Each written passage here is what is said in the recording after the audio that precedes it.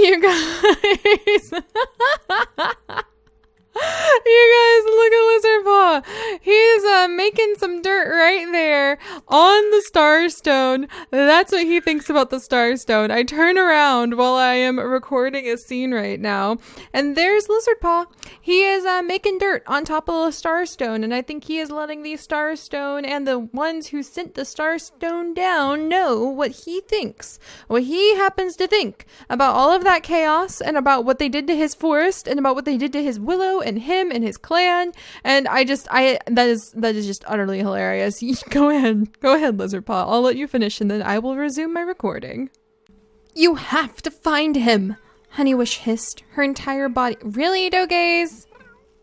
Thank you, Dogaze. Don't look at me like that. That's your own fault. You have to find him, Honeywish hissed, her entire body trembling with the force of her words. She gasped heavily, her breath coming in short pants, and her eyes were frighteningly wide in her honey-colored face. Dogaze made a low noise of concern and started towards the heavily pregnant she-cat, but Honeywish lunged forward, cornering Brinerstock. Who's Brinerstock? And now it's a little laggy. Well, it all worked out in the end, didn't it? We haven't even gotten the first scene done, but that's okay. All right, we got this. I know, Brinerstock murmured, his eyes heavy with grief. Behind him, Lionstar was silent, letting Mossleaf gently jab. The night air in the forest was thick and heavy, pressing down on the creatures that darted between the open forest floor with a firmness that caused pelts to shake and ears to twitch, as though trying to dislodge the humid air. Past the distant mountains, heavy storm clouds piled... Really?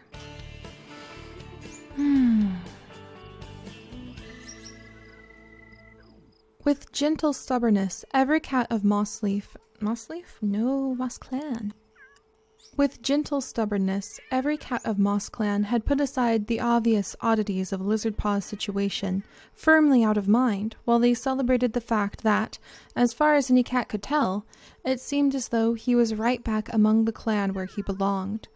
That he was a child of the forest spirit cat, Mossleaf, and contained unknown forest magic in his blood. That he had disappeared right after the star skies fell. The star skies, no StarStones. Not meteors either, I wrote meteors. It needs to be StarStones, not meteors. With gentle stubbornness, every cat of Moss Clan had put aside the obvious oddities of Lizardpaw's situation, firmly out of mind, while they celebrated the fact that, as far as any cat could tell, it seemed as though he was right back among the clan where he belonged. That he was a child of the forest spirit cat, Mossleaf, and contained unknown forest magic in his blood. That he had disappeared... Okay. You got these in New Leaf then, and now it's Green Leaf. Lizardpaw's voice was so gentle that it seemed as though the wind would carry it away, but somehow his words carried loudly enough for all the cats to hear. He let out a soft, thoughtful sigh as he looked at Robin Kit. She had That is a good question, Lionstar meowed, his voice deep as it carried across the clearing. The Moss Clan leader glanced at Briarstock, and the chew. That is a good question, Lionstar. Oakpaw, your butt didn't need to be there, right just then. Goodness gracious. That is a good question, Lionstar meowed, his voice deep as it carried across the clearing. That actually was Bearglow's voice, so let's not. That is a good question, Lionstar meowed, his voice deep as it carried across the clearing. The Moss Clan leader glanced at Briarstock, and the two exchanged a knowing look. Lionstar nodded and stood up and stretched, his huge ginger body. Ginger. The pregnant she-cat sighed again and stared down at her paws. Her belly was round and large with kits she was expecting, and the weight of them slowed her down, tethering her in place like a heavy bundle of stones wrapped around her waist. The sensation was unfamiliar. She has not had kits before, and it wasn't unfamiliar. Oh my goodness. You guys! Nice. Okay, so I had to swap households mid-gameplay so that I could go and grab the new stray cat, Bartram, and put him into a family and then move him back into Moss Clan so we can interact with him for a little while and see if he's going to be a good fit for Moss Clan or not. And so I went away, came back, reloaded, and you want to know what I see in Lion Star's queue for the thing that he is about to try to go and do on his own outside of my control? I pop back in, and Lion Star wants to go to the Moonlit Pub. He wants to go to Moonlight Pub. Why? What are you doing, Lion Star? I don't understand. My cats are trying to sneak off to pubs when I'm not watching them. This is just ridiculous. Oh, well, this and that and yes, thanks for that. That dog had been trailing me for quite some time now. I thought he'd give up once I left his yard, but it seems he was, unfortunately, quite curious. The stranger meowed. His voice shifted oddly as he spoke, as though he was struggling to find the time to think of what he wanted to say. But it was an oddly friendly and charming voice, though Lion Star was startled at the way he couldn't help but feel there was a whiff of something secretive about this new cat. Or perhaps that was just the dog kibble with a what? No, you're not allowed, sir. Not allowed. Oakpaw. Lion Star stepped forward, his broad chest Honeywish! Oh, goodness. Oakpaw. Lion Star stepped forward, his broad chest fluffing out with pride as he called out to his son. Around him, the cats of Moss Clan, complete with a special visitor in the silver.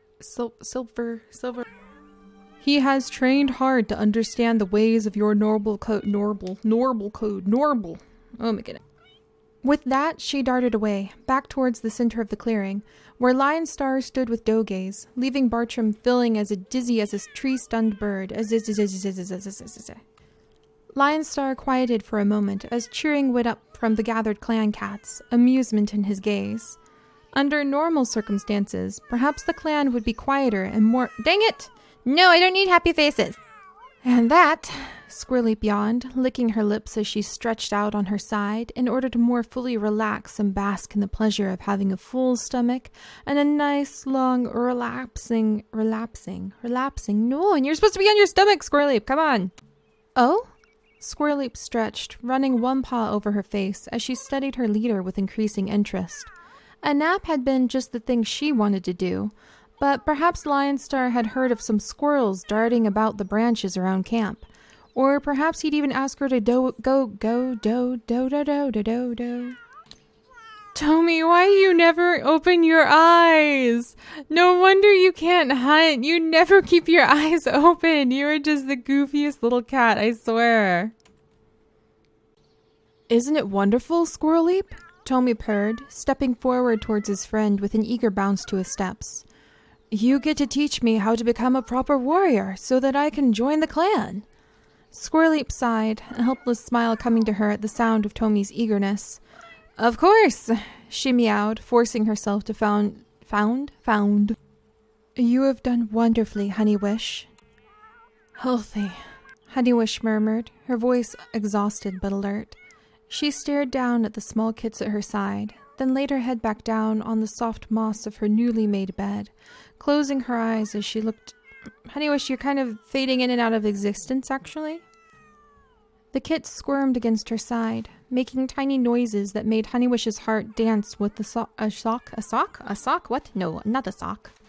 Crowfeather lifted his head, catching a glimpse of the blue sky visible through an open hole in the top of the cave, where he could see the fluffy white green leaf clouds passing overhead, with the distant specks of seagulls swirling underneath them. He watched the birds, At first, nothing stirred within the waters, and then there was a flash of silver light. Silverlips flash. At first, nothing stirred within the waters, and then there was a flash of silver light. Several of them, darting under the surface. The pools. Be quiet! We're supposed to be in a mysterious cave. There's too many kitties. You're gonna make it obvious where we are. There's supposed to be no kitties here, and I don't have time to make the actual pools, so to deal with the kitties. Oh gosh. Okay, Slate, what are you doing? All right, you guys, it is that time again. It is time to stop in our bloopers episode and look over what the heck our spirits of the land are up to when we are not home to keep an eye on them. And I just jumped back into Branch Clan's territory, and Slate apparently is disappointed because he was trying to give mixology advice to a mixologist, and it didn't go over very well. So the mixologist is mad at him. Why were you out getting juiced again? Why are you drinking so much grapefruit juice? Why? I ask you that. And he's sad because he's driving alone. Why are you even driving? Why do you want to become a firefighter? Why do you want to catch a death fish? Oh, you're going to be catching plenty of death fish once it is like leaf fall, because that is actually going to be the time when we end up with all of the death fish at Branch Clan and they can't fish. It's going to be dramatic, but oh well. It looks like Slate is off getting juiced, but looks like all the rest of our cats are okay. But man, you're supposed to be like part rock, Slate, so let's get him back home. Oh my goodness.